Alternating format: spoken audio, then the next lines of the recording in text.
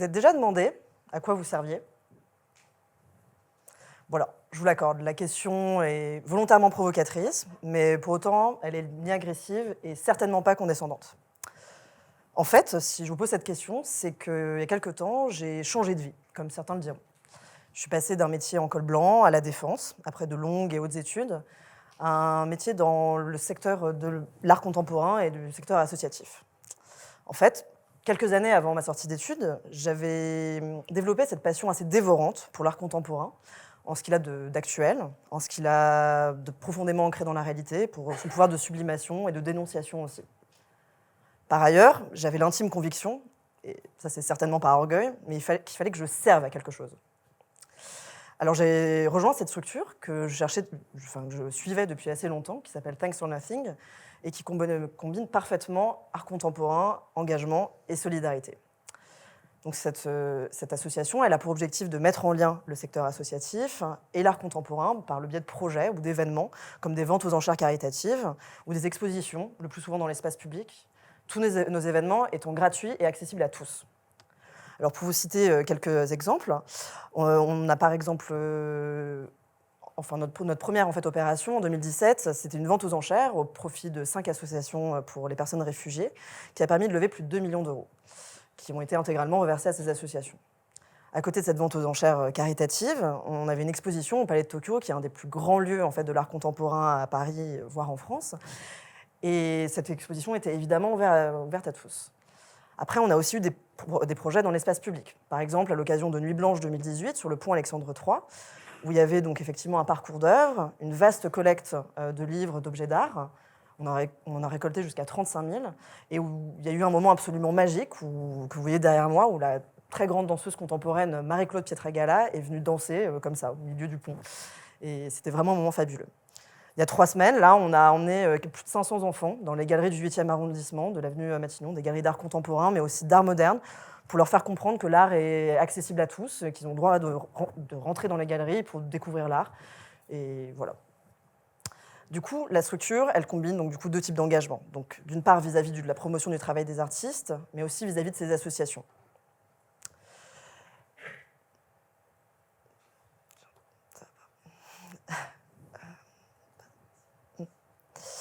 Donc vis-à-vis de ces associations. Du coup, vous allez me dire, tout ça pourquoi, en fait? Pourquoi l'art contemporain, me direz-vous? Ou pas, d'ailleurs. En fait, je vais vous répondre. C'est que pour moi, l'art contemporain, c'est réellement une passion parce qu'effectivement, il peut révéler des choses, il peut sublimer la réalité. Et il y a vraiment un exercice de révélateur du monde. En fait, on le voit comme un art qui est foncièrement élitiste, qui est foncièrement presque mondain par moments, alors que pour autant, comme il est profondément ancré dans la réalité, il est forcément compréhensible par tous. À ce sujet, il y a notamment une photographe que je voudrais vous citer, qui est une photographe française qui s'appelle Sophie Restelhuber, donc vous voyez certaines photos derrière moi. En fait, je me souviens, quand je les avais découvertes, j'avais eu un véritable choc esthétique. J'avais découvert ces paysages qui sont très lunaires, qui sont très poétiques. Et en fait, quand je m'étais renseignée sur le travail de cet artiste, j'avais appris que c'était des photographies de guerre. Donc en fait, qu'il n'y avait absolument rien de poétique dans ce que cet artiste essayait de nous révéler.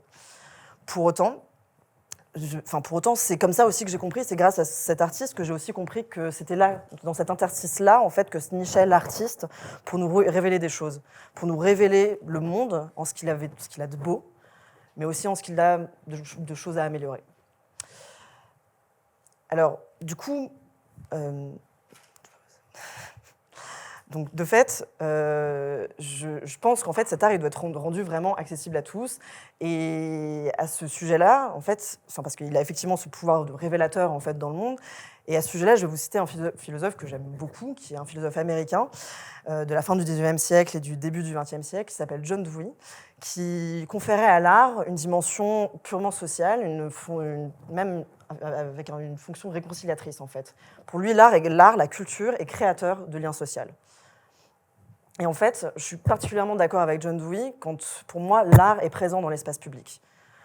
D'ailleurs, en fait, ce que je trouve intéressant, c'est que l'art contemporain, on en a une image d'un art en fait qui est extrêmement élitiste, qui est extrêmement mondain, qui est cantonné à un cercle restreint d'élus, que seuls de très petits élus justement peuvent se permettre d'acheter, alors qu'en fait, c'est aussi l'art le plus exposable dans l'espace public. Par exemple, en ce moment même, aujourd'hui, vient d'ouvrir la Foire internationale d'art contemporain de Paris, donc la FIAC. Et justement, tous les ans, depuis sa création, en fait, à la FIAC, il y a ce qui s'appelle un programme hors les murs. C'est-à-dire que partout dans Paris, dans l'espace public, sont installées des œuvres d'art. Et je trouve ça assez passionnant de savoir, et assez intéressant en fait, de savoir que le public peut aller justement à l'encontre, pendant cette période donnée, de l'art contemporain, sachant qu'il y a aussi des œuvres d'art qui sont présentes de manière permanente et qui sont des œuvres d'art contemporaines dans l'espace public en permanence. Du coup, je trouve ça assez dommage finalement qu'il n'y ait pas de cette réconciliation en fait, entre le lien social, l'art, cet espace public, et que finalement, il y a des commissaires d'exposition qui font excellemment bien leur travail, qui arrivent très bien à l'expliquer, mais je trouve ça dommage qu'on ait cette distance finalement avec l'art, parce que pour moi, il révèle le monde, et c'est grâce à lui en fait qu'on peut réussir à savoir quelle est notre place dans le monde. Je vais y revenir. De fait, pour en revenir en fait, à ce que j'essaie de vous dire, c'est que donc, l'art contemporain, il est souvent soutenu par des mécènes.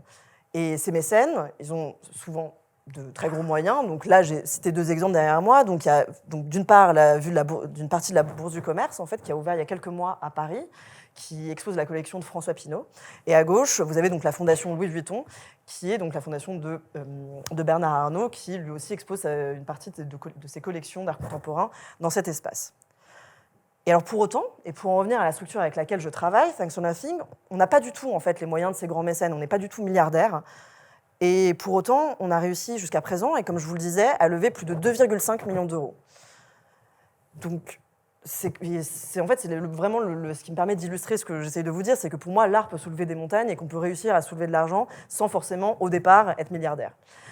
Et d'ailleurs, à ce sujet-là, on a un de nos autres projets, un de nos prochains projets, ça va être le projet de la collective. La collective, c'est un projet qu'on a remporté en 2020, sachant qu'on est une toute petite association. On est 4 aujourd'hui d'ailleurs à travailler à plein temps en fait dans cette association. Et la collective, donc, comme je vous le disais, c'est un appel à projet de la ville de Paris, le plus grand appel à projet qui a été enregistré jusqu'à présent pour réhabiliter la façade d'Enfer sur l'hôpital Saint-Vincent-de-Paul, qui est dans le 14e arrondissement. Et je ne sais pas si certains d'entre vous y sont déjà allés, c'était les grands voisins pendant un moment, c'était un lieu où plein d'acteurs étaient réunis, et c'était très festif, un très très beau lieu. Bref, on va réhabiliter ce lieu, et en fait, on a nommé du coup la collective, qui va ouvrir en 2024, et ce sera un lieu où il y aura un musée, il y aura des résidences de jeunes artistes, il y aura un parcours d'œuvres en plein air, mais il y aura aussi des sièges d'associations, il y aura des lieux d'accueil pour les bénéficiaires, il y aura un incubateur social et solidaire, il y aura un restaurant solidaire également. Et en fait, ça va être un lieu où il y aura une émulation collective, d'où le nom, vous l'aurez compris, et où en fait tous ces acteurs vont pouvoir justement créer des synergies. Parce qu'on pense justement que les synergies peuvent être créées entre ce secteur associatif et le secteur artistique. Du coup,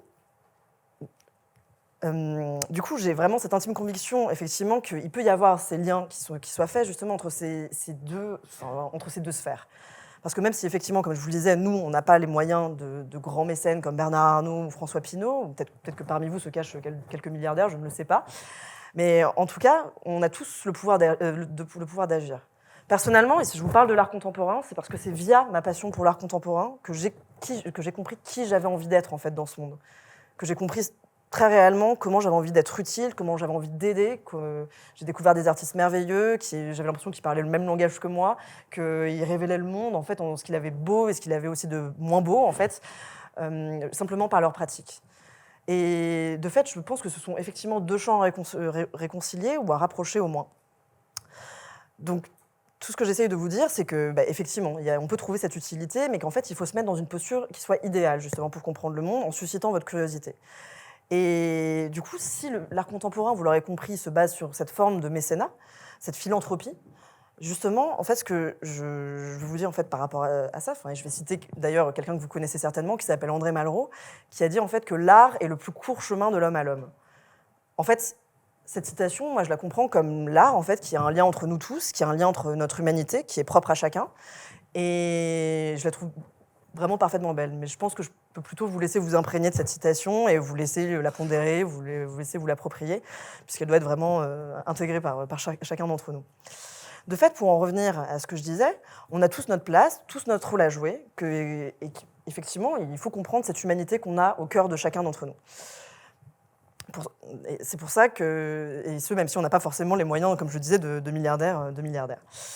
Pour autant, et là je vais en appeler en fait un autre de mes amis philosophes qui s'appelle Marcel Mauss, en fait, qui est du début du XXe siècle. En fait, Marcel Mauss, il a théorisé ce qu'on appelle le don et le contre-don.